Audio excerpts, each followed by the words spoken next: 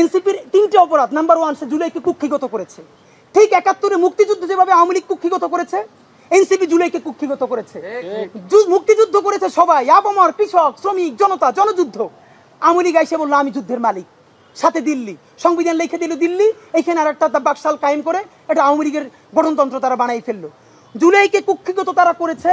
এই জুলাইকে কুক্ষিগত করার কারণে তারা দ্বিতীয় যে কাজটা করেছে, অনেকেই তারা দুর্নীতিগ্রস্ত হয়েছে। তুমি নাটক করবা, সিনেমা করবা, থিয়েটার করবা, আর্ট কালচার করবা, তোমার উপদেষ্টা হওয়ার মতো সিরিয়াস দায়িত্ব কে নিতে বলছে? এই যে ছাত্র উপদেষ্টা 2 জন, এদের ব্যাপারে আপনাদের সামনে আমরা অসংখ্যবার সমালোচনা করেছি না? তাদেরকে পদত্যাগ করতে বলেছি না? জুলাইয়ের ছাত্র মানেই শুধু এনসিপির 2 জন ছাত্র না, ছাত্র মানে ছাত্র দলও। জুলাইয়ের ছাত্র মানে ছাত্র শিবিরও। জুলাইয়ের ছাত্র মানে বাংলাদেশের আপামর ছাত্র জনতা। এনসিপি এটাকে কুক্ষিগত করেছে। কিন্তু একটা কথা আপনাদেরকে বলি, বিএনপি যে বলছে এই 2 জন এনসিপির প্রতিনিধি, আমরা জানি মাহফুজ আলম এবং আসিফ মাহমুদ, এই 2 জনের কিন্তু অফিসিয়ালি এনসিপির এখনো কোনো কানেকশন নাই।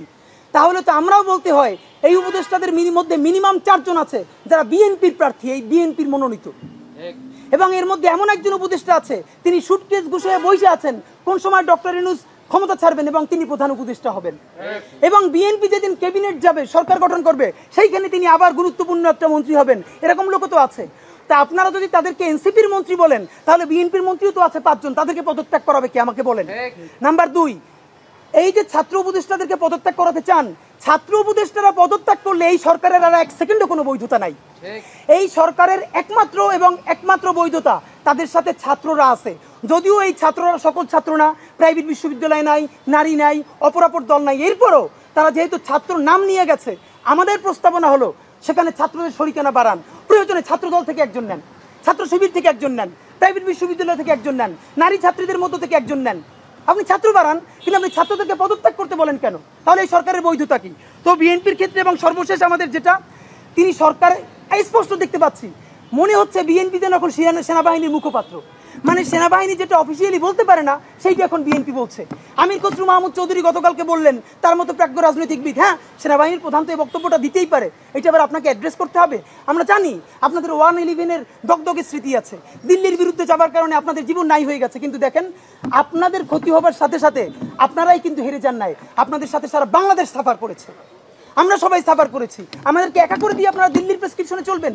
আপনার সেনাবাহিনীর সাথে এভাবে কোনো চিন্তা ভাবনা ছাড়া একাত্মতা পোষণ করার কোনো অধিকার আপনাদের নাই। সর্বশেষ বলি, বিএনপি আপনারা তো আসলে কিভাবে জেনজি আপনাদের সাথে একাত্মতা হবে? দেখলাম দুদু উনি তো ফ্যাসিবাদ বিরোধী আন্দোলনের নেতা, তিনি বললেন বিএনপির যত কর্মী আছে প্রস্রাব কইরা দিলে নাকি সব ভাইসে যাবে এই অন্য। আপনাকে বিনীত অনুরোধ করি, গত 16 বছর আপনার প্রস্রাব করতে নিষেধ করছে কেডা? মানে গত 16 বছর আপনি প্রস্রাব করেন নাই কেন? আল্লাহর রাস্তায় বলেন। মানে আবারও বিএনপিকে বলে, জামাত ইসলামী বলে, মুরব্বীদের মুখে টেপ মারেন, পিছনে বসাই রাখেন। এই আন্দোলনে যত শহীদ হয়েছে, যত যোদ্ধা, তাদের এইজ গ্রুপ 21 থেকে 35, বিএনপি জামাত ইসলামী সকলে আপনারা তরুণদেরকে সামনে আনেন। এই মুরব্বীদের কি কথা বলে দেখেন, বলে প্রস্রাব করলে ভেসে যাবে। এটা তো আওয়ামী লীগ তো বললে আমরা জিভে ছেড়ে ফেলতাম, এখন তো আওয়ামী লীগের চেয়ে উনি কি কথা বললো। তা আপনার একটা কথা বলি, এত প্রস্রাব যখন পেটে নিয়ে 16 বছর রয়েছেন, 28 অক্টোবর 2023 পল্টনের সামনে যখন সমাবেশ হয়েছে, গ্রেনেড মারতে পারে নাই, তার আগে বুড়া নেতৃবৃন্দ মুহুর্মুহু কইরে পালাইলেন। আমরা বিএনপির কর্মী না, তবু 1 ঘন্টা সেখানে স্টেজের সামনে দাঁড়াইছিলাম, কোন একজন মাঝারি মানের নেতাও আসে কিনা আমরা প্রতিরোধ গড়ে তুলবো, একজনও পারেন নাই। যত লাখ লোক আসছে, প্রস্রাব করলে তো আওয়ামী লীগ ভাইসে যাবে, তখন প্রস্রাব চাইবে কোথায় রাখছেন? মাথায় উঠেই রাখছেন? ফাইজলামি কথাবার্তা বলেন। বিএনপির ব্যাপারে আমাদের কথা না। এবার আসেন এনসিপি। দেখেন, আমাদের কলিজা ছিঁড়ে যায় কথাটা বলতে। আজ থেকে 10 মাস আগে যেই ছেলেটা দেখেছি সারা গায়ে আঘাতের চিহ্ন জুলাইয়ের আন্দোলন করতে গিয়া, সেই সব ছেলে মেয়ে মাত্র 8-10 মাসের মধ্যে কিভাবে কোটি টাকার মালিক হইতে পারে, এই চিন্তা আমাদেরও ঘুম আসে না। 10 মাস তো, আরে রাজনীতি তো আগামী 5 বছরের না, রাজনীতি তো 50 বছরের। কষ্ট কইরা বসে থাকলে আগামী বাংলাদেশ হয়তো আমাদের, জুলাই যোদ্ধাদের।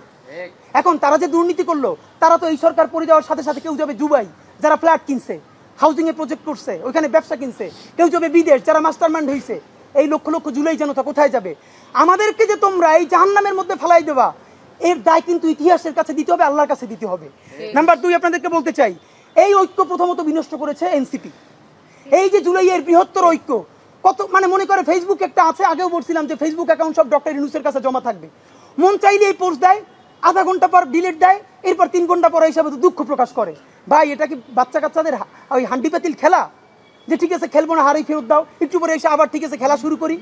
বাবা তুমি যদি ইমোশনাল হও, তোমার যদি কবি সাহিত্যিক আর্টিস্টিক সেন্সটা বেশি থাকে, তুমি যদি অভিমানী বালক হও, তাহলে তুমি নাটক করবা, সিনেমা করবা, থিয়েটার করবা, আর্ট কালচার করবা। তোমার উপদেষ্টা হওয়ার মতো সিরিয়াস দায়িত্ব কে নিতে বলছে?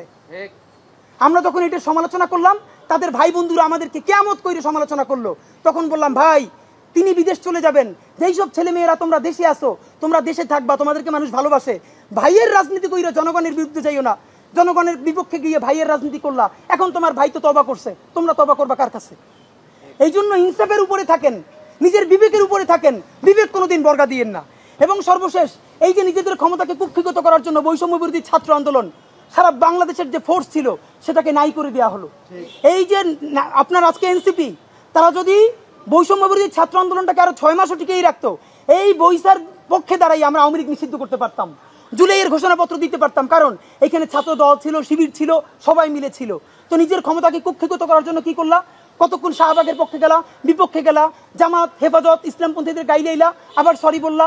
দেখেন কি আফসোস, আজ থেকে 4 মাস আগে তাদের কি ক্রেজ ছিল, এখন তারা পোস্ত দূরের কথা রাস্তায় এসে দাঁড়াইলে অর্গানিক 100 লোক পায় না। এই যে তোমাদের সাথে 100 লোক নাই, এটা তো আমাদের জন্য আনন্দদায়ক না, এটা দুঃখ। জুলাই হেরে যাচ্ছে, সুতরাং এনসিপিকে এই দায় নিতে হবে।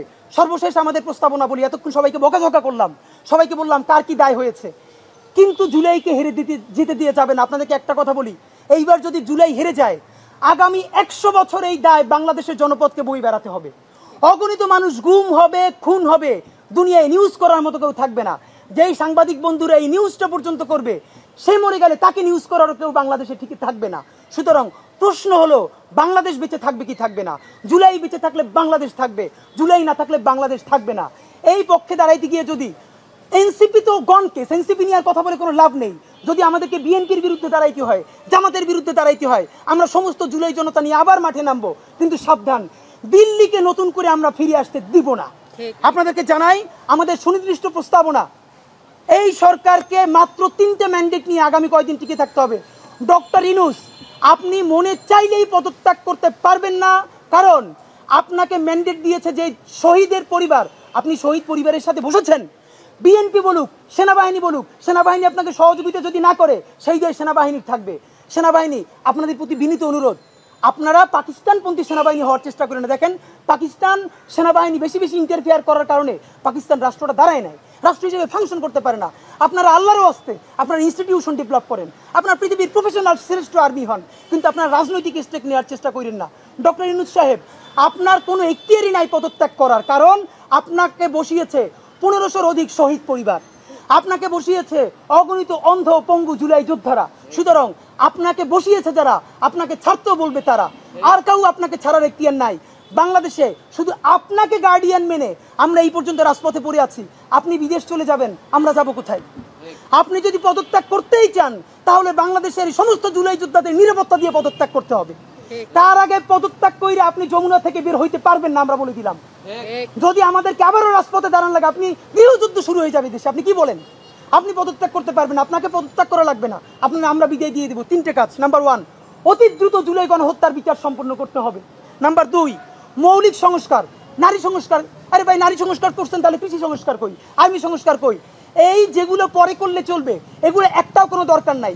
মৌলিক সংস্কার বলতে আমরা বুঝাই এমন সাংবিধানিক সংস্কার এবং নির্বাচন সংস্কার, যেই মাধ্যমে সামনের নির্বাচন ফ্রি অ্যান্ড ফেয়ার হবে। বাংলাদেশে আর কেউ কোনোদিন আওয়ামী লীগ হয়ে উঠতে পারবে না, আর কোনো ব্যক্তি কোনোদিন ফ্যাসিস্ট হাসিনা হয়ে উঠতে পারবে না। এই মৌলিক সংস্কার করবেন। নাম্বার 3, ইতিহাসের সেরা ফ্রি অ্যান্ড ফেয়ার ইলেকশন দিবেন। বিএনপিকে আবার একটা কথা বলি, আপনারা যে বারবার বলেন নির্বাচন চান, আপনারা এসে সংস্কার করবেন, বলেন আপনাদের উপরে আমরা কিভাবে আস্থা রাখবো ভাই? আপনারা ক্ষমতায় না যেই অ্যাটিটিউডে, যেই ল্যাঙ্গুয়েজে কথা বলতেছেন, প্রসব বইরে মানুষ ভাষাই দিবেন। আপনারা ক্ষমতায় গেলে কিসের সংস্কার করবেন? নাম্বার 2, আপনি এখন যখন নির্বাচন চাইতেছেন, সেই নির্বাচনের মধ্যেও একটাবার সংস্কারের কথা বলতেছেন না, বিচারের কথা বলতেছেন না। এমনকি আওয়ামী লীগ যখন নিষিদ্ধ হলো, তখন আপনারা আমাদের সাথে স্পষ্ট শাহবাগে আসতে পারেন নাই, দূর থেকে সমর্থন দিচ্ছেন। আপনি ক্ষমতায় গেলে ইচ্ছা থাকা সত্ত্বেও আপনি পারবেন না, কারণ আপনি দিল্লির কাছে বর্গা হয়ে যাবেন। ক্ষমতায় থাকতে হলে আর্মির সাথে নেগোশিয়েট করতে হবে, দিল্লির কাছে নেগোশিয়েট করতে হবে। বরং আপনি ইউনূসের হাত শক্তিশালী করেন, জামাত ইসলামী ইউনূসের হাতকে শক্তিশালী করেন। বাংলাদেশের সকল মানুষ এই 3টে কাজের কারণে, বিচার, মৌলিক সংস্কার এবং নির্বাচনের দাবিতে আপনারা ডক্টর ইউনূসের হাতকে শক্তিশালী করেন। সেক্ষেত্রে প্রস্তাবনা, এই যে কিছু অতি পাকনা উপদেষ্টা আছে, যাদের কারণে জুলাইয়ের ঐক্য বিনষ্ট হয়, দুর্নীতিগ্রস্ত, তাদেরকে প্রয়োজন আপনি স্যাক করেন। স্যাক করতে সমস্যা হলে তাদেরকে দপ্তরবিহীন করে রাখেন, খাবে আর ঘুমাবে আর ফেসবুক টিপবে, আর কোনো কাজ নাই, তাদেরকে আপনি দপ্তরবিহীন করেন। যেই কয়জন উপদেষ্টা আছে প্রত্যেক উপদেষ্টার সামনে, প্রত্যেকটা মন্ত্রী পরিষদের সামনে ড্যাশবোর্ড লাগান, কোন উপদেষ্টার কি কি পারফরমেন্স, একজন লোকের কোনো নাম নাই, উনি তো সুপার পারফরমেন্স করতেছে আমাদের রেল উপদেষ্টা যিনি।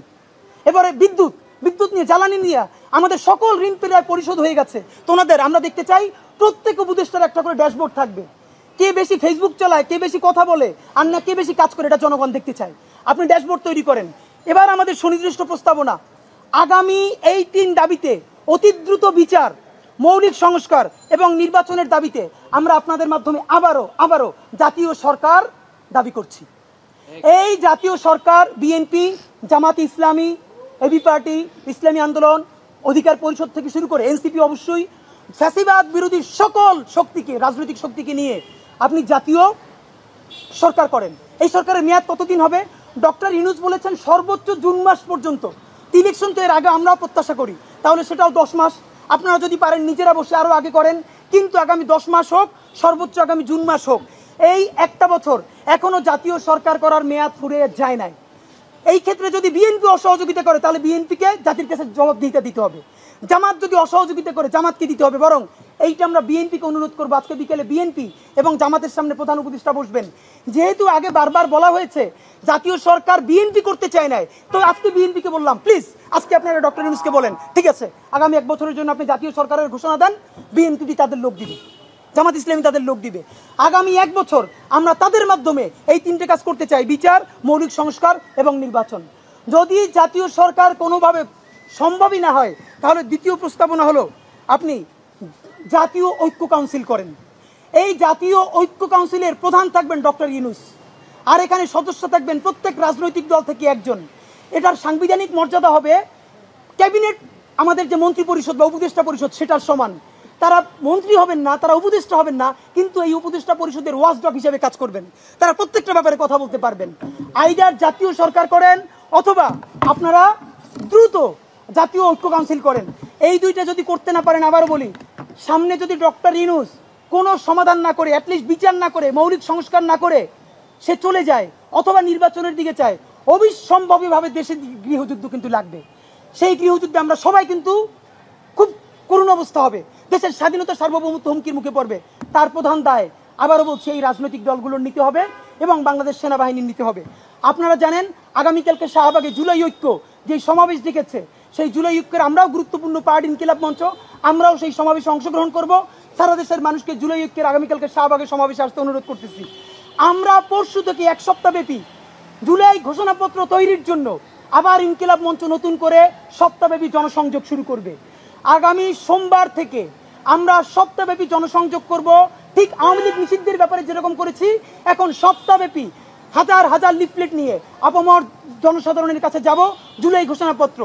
আগামী 25শে জুনের মধ্যে যদি এই সরকার ঘোষণাপত্র দিতে ব্যর্থ হয়, তার দায় শুধু সরকারের না, তার দায় আর্মির, তার দায় বাংলাদেশ রাজনৈতিক দলের। তখন কিন্তু আপনারা জনতার আদালতে দাঁড়াবেন। আমরা আশা করছি 25শে জুনের মধ্যে জাতীয় সরকার হোক, জাতীয় ঐক্য কাউন্সিল হোক, স্থিতিশীল অবস্থা ফিরিয়ে এনে সেনাবাহিনী এই সরকারকে সহযোগিতা করে জুলাই ঘোষণাপত্র তৈরি করা হবে। সে পর্যন্ত আপনারা সবাই সাথে থাকবেন।